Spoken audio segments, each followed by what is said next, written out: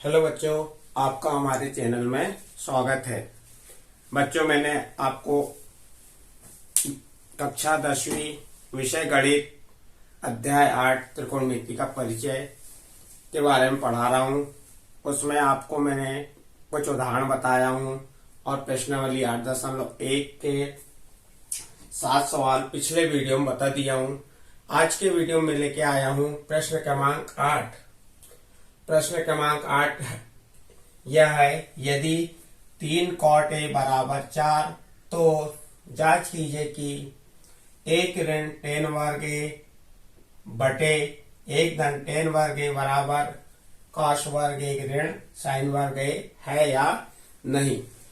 अब इस प्रश्न को हल करने के लिए आया। इस प्रश्न में क्या हमारे पास दिया है कि 3 cot a बराबर 4 और जांच करना है कि ये वाला पक्ष इस पक्ष के बराबर है या नहीं, यानी इसका left hand side right hand side के बराबर है या नहीं।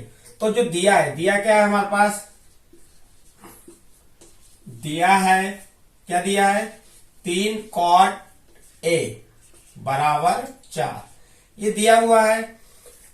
अब इससे हमें सिद्ध करके इन दोनों पक्षों को बराबर है या नहीं बताना है। तो हल कीजिए, यहाँ पे दिया है, लिख दी हमने 3 cot a बराबर 4। cot a को जैसा का वैसा लिख दीजिए और यहाँ पे गुणा का चिन्ह है, तो ये 3 पक्षांतर करेंगे तो 4 के भागित में चल जाएगा, 4 भागित 3 हो गया। तो cot a का मान क्या हो गया, 4 भागित 3 या 4 बटे 3। तो ये cot का सूत्र क्या होता है हमारा, आधार बटे लंब होता है। इससे हम किसके मान निकाल लेंगे, दो भुजाएं निकाल लिए, आधार बटे लंब। यहाँ पे आधार क्या आ गया हमारा, आधार हो गया 4 और लंब क्या हो गया, लंब हो गया 3। हमें आधार और लंब मालूम हो गए। अब हमें tan और cos sin के मान निकालने के लिए तीसरी भुजा कर्ण चाहिए। कर्ण ज्ञात करने के लिए हमको एक समकोण त्रिभुज की आवश्यकता पड़ेगी। तो हम क्या करेंगे, एक समकोण त्रिभुज बना लेंगे। ये क्या बना लिया, एक समकोण त्रिभुज। इसका नाम दे दीजिए ए बी सी। यहाँ पे आपका कोण बन जाएगा, यहाँ पे समकोण बन जाएगा। कोण के सामने भुजा क्या कहलाएगी, लंब, और जो कितनी है 3। और आधार, ये वाली भुजा आधार हो जाएगी, जो कितनी दी हुई है 4। और कर्ण हमें नहीं मालूम। तो हमारा समकोण त्रिभुज एबीसी बन गया। इसमें हम लगा देंगे पाइथागोरस प्रमेय। क्या लगा देंगे, पाइथागोरस प्रमेय। तो यहां लिखेंगे हम समकोण त्रिभुज ए बी सी में पाइथागोरस प्रमेय से, पाइथागोरस प्रमेय से, पाइथागोरस प्रमेय क्या होती है हमारी, कर्ण का वर्ग बराबर लंब का वर्ग धन आधार का वर्ग। कर्ण का मान कितना है देखिए, नहीं मालूम, कर्ण का मान हमें ज्ञात करना है, कर्ण का वर्ग। लंब का मान कितना दिया हुआ है, लंब का मान दिया 3, 3 का वर्ग धन आधार का मान कितना दिया है 4, तो लिख देंगे 4 का वर्ग। फिर नीचे वाली लाइन में देखिए कर्ण का वर्ग। अब इनके वर्ग निकाल लीजिए, 3 का वर्ग 9 और 4 का वर्ग 16। अब आगे देखिए, यहां पे कर्ण का वर्ग,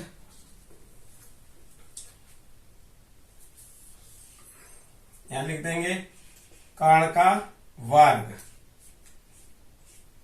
बराबर 9 में 16 जोड़े 25 हो गया। कर्ण बराबर, यहां से वर्ग हटाया तो यहां वर्गमूल लग गया, वर्गमूल 25 हो गया। तो कर्ण बराबर क्या आ गया आपका, 25 का वर्गमूल क्या होता है 5। इस प्रकार से आपका क्या निकल गया, कर्ण निकल गया। कर्ण का मान 5 आ गया। ये कर्ण का मान कितना आ गया 5। अब आपको तीनों भुजाएं मालूम हो गई, लंब, आधार और कर्ण। इससे हम किस किस के मान निकाल लें, टेन, कॉस और साइन। जब इनके मान निकल जाएंगे तो फिर इस मानों को रख देंगे तो हमें ये सिद्ध कर लेंगे कि दोनों पक्ष बराबर है या नहीं। तो सबसे पहले किसका मान निकाल लेते हैं, टेन ए का। ये प्रश्न या सवाल तभी बन पाएंगे जब आपको सूत्र बनेंगे, इसलिए सूत्रों को आप ध्यान से समझिए, लिखिए, याद कीजिए। टेन ए का सूत्र होता है लंब बटे आधार, लंब बटे आधार। और हमारा लंब कितना है, 3, और आधार कितना है, 4। फिर इसका मान, कॉस का मान निकाल लीजिए, कॉस ए। कॉस का सूत्र क्या होता है, आधार बटे कर्ण, आधार बटे कर्ण। अब आधार कितना है, 4, और कर्ण हमने अभी ज्ञात की कितना, 5। इसके बाद किसका मान निकाल लीजिए, कॉस का हो गया, साइन का निकाल लीजिए, साइन ए। साइन का सूत्र क्या होता है, लंब बटे आधार, लंब बटे आधार। लंब कितना है देखिए, 3, लंब, सॉरी, साइन का लंब बटे कर्ण होता है। साइन का सूत्र क्या होता है, लंब बटे कर्ण। तो लंब कितना है, 3, और कर्ण कितना है, 5। इस प्रकार से आपको टेन ए, कॉस ए और साइन ए का मान ज्ञात हो गया। अब यहाँ पे जो आपको ज्ञात करने दिया है कि ये वाला पक्ष इस पक्ष के बराबर है या नहीं, तो हम इसे लिख लीजिए। आपको जो जांच करने का है, किसकी जांच करने का है, 1 ऋण टेन वर्ग ए भागित 1 धन टेन वर्ग ए, ये बराबर है किसके, कह रहा है कॉस वर्ग ए ऋण साइन वर्ग ए के बराबर है या नहीं सिद्ध करने के लिए कह रहा है। तो हम क्या करेंगे, इसमें से हमको इसका लेफ्ट हैंड साइड ले लेंगे और राइट हैंड साइड, दोनों साइडों को अलग अलग से सॉल्व कर लेंगे। और यदि दोनों के मान यदि बराबर आते हैं तो दोनों पक्ष बराबर है, और मान बराबर नहीं आते तो दोनों पक्ष बराबर नहीं। तो हम इसका लेफ्ट हैंड साइड ले लेंगे। लेफ्ट हैंड साइड यानी क्या होता है, बाया पक्ष, और राइट हैंड साइड यानी क्या होता है, दाया पक्ष। बाया पक्ष यानी हमारा उल्टा हाथ, और दाया पक्ष यानी हमारा सीधा हाथ। लेफ्ट हैंड साइड लिख लीजिए क्या है, 1 ऋण टेन वर्ग ए भागित 1 धन टेन वर्ग ए। अब इसे मान रख दीजिए टेन का। टेन का मान क्या है, 1 जैसा का वैसा लिखिए। टेन का मान कितना आया, 3/4, और वर्ग है तो पूरे का वर्ग, और भागित में भी कह दिया है 1 धन 3/4 पूरे का वर्ग। अब इसको हम हल करते हैं, पहले वर्ग हल कर देते हैं। 1 जैसा का वैसा लिख दिया मैंने, ऋण 3 का वर्ग 9, 4 का वर्ग 16, भागित में क्या आ गया, 1 धन, इसी प्रकार 3/4 का वर्ग क्या हो गया, 9/16। अब ऊपर वाले का लघुत्तम ले लीजिए। लघुत्तम कितना आ जाएगा, इसका लघुत्तम आ जाएगा 16। इसके भागित तो कुछ नहीं, तो क्या छुपा रहता है, 1। इसी प्रकार इसमें भी 1, लघुत्तम 16 आ गया। लघुत्तम लेना आपको आना चाहिए।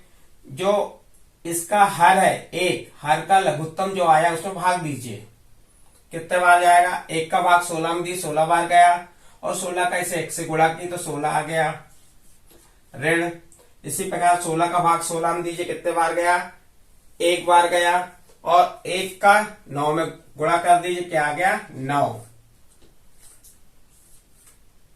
फिर इसी प्रकार ये अंश वाली संख्या को भी हल करेंगे, इसमें भी लघुत्तम 16 आएगा, और ऊपर आ जाएगा 16 धन 1। बस चिन्ह का परिवर्तन है, ऊपर ऋण है, नीचे धन है। अब 16 में से 9 घटा दीजिए, क्या बचा, 7/16 पूरे के भागित 16 में 1 जोड़ दीजिए, कितना हो गया 17/16। 17/16। 1 मिनट बता रहा हूं, इसमें कहीं थोड़ी प्रॉब्लम हुई है।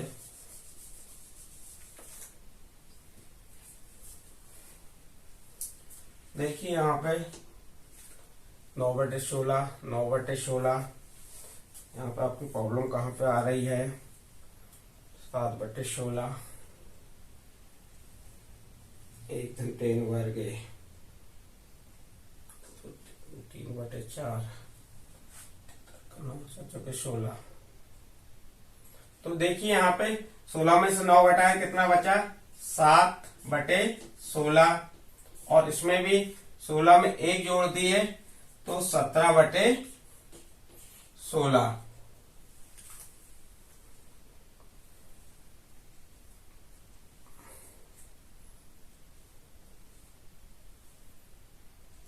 सॉरी, यहाँ पे हम गलती कर रहे थे, हमें यहीं पे गलती हुई है। अब देखिए इसका लघुत्तम क्या आ जाएगा, इसका लघुत्तम अंश वाले का तो ये आ गया था, हर वाले का लघुत्तम क्या आ जाएगा 16 आ गया। 1 का भाग 16 में दिए 16 बार गया, 16 का 1 में गुणा किया तो क्या आ गया 16 धन 16 का भाग 16 में दिए कितने बार गया 1 बार, और 1 का 9 में गुणा किए तो 9। इसके पहले हमने गलती से 9 के स्थान पे क्या लिख दिए थे 1 लिख दिए थे, तो हमारा यहाँ पे प्रश्न गलत हो रहा था। जब हम आगे बढ़े तो हमें अपनी गलती समझ आई कि हम कहीं ना कहीं गलत कर रहे हैं। देखिए आगे यहाँ पे अब 16 में से 9 घटाए कितना बचा 7/16, और 16 में 9 जोड़े 25/16।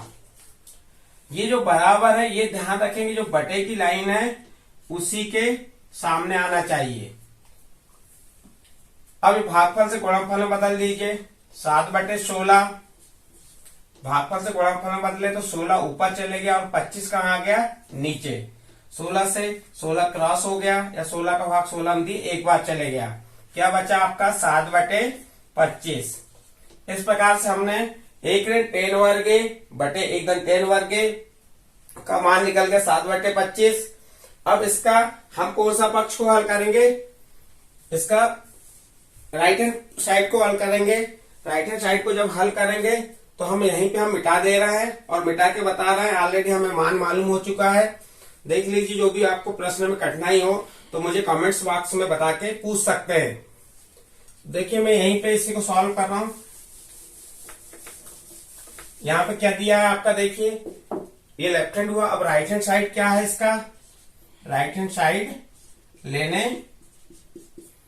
पर अब राइट हैंड साइड हमारा क्या है कॉस वर्ग ऋण साइन वर्ग a। अब कॉस का मान हमने निकाल चुके हैं, कॉस का मान क्या है 4/5 पूरे का वर्ग, और साइन का मान क्या निकला 3/5 पूरे का वर्ग।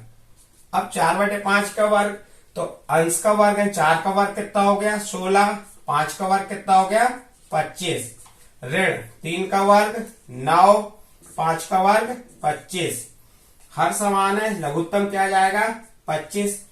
वही मैंने आपको बताया लघुत्तम लेने की मेथड क्या है, इसके हर का भाग लघुत्तम में दो, 25 का भाग 25 से दी कितने बार गया 1 बार गया, और 1 का 16 में गुणा किया कितना आ गया 16। उसी प्रकार 25 का भाग 25 से दी 1 बार गया, 1 का गुणा 9 में किए तो 9 आ गया। अब 16 में से 9 घटा दीजिए, या इसको आप सरलता से भी यदि हर समान है तो लघुत्तम एक कोई भी संख्या आ गई, दोनों में से 25 आ गई और ऊपर संख्या जैसी की वैसी लिख सकते हो।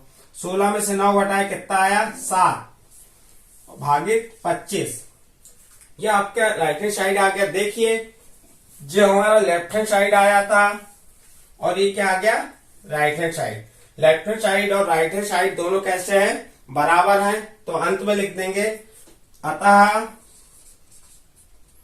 लेफ्ट हैंड साइड बराबर राइट हैंड साइड। इस प्रकार से इस प्रश्न को हम हल कर सकते हैं। तो मैंने आपको बार बार बता रहा हूं, इन प्रश्नों को हल करने के लिए आपको ये सूत्र याद होना आवश्यक है, और सूत्रों के माध्यम से ही प्रश्नों को आप आगे हल कर सकते हैं। बेटा इस प्रकार से मैंने आपका ये प्रश्न क्रमांक 8 हल किया और अगले वीडियो में आपको प्रश्न क्रमांक 9 और 10 बताऊंगा। इस प्रकार से आपकी ये प्रश्नावली के 9 और 10 और 11 3 प्रश्न बचे हैं। इन प्रश्नों को हल कराऊंगा और इस प्रकार से आपकी प्रश्नावली 8.1 समाप्त हो जाएगी। उसके बाद हम प्रश्नावली 8.2 के उदाहरण और प्रश्नों को हल करेंगे।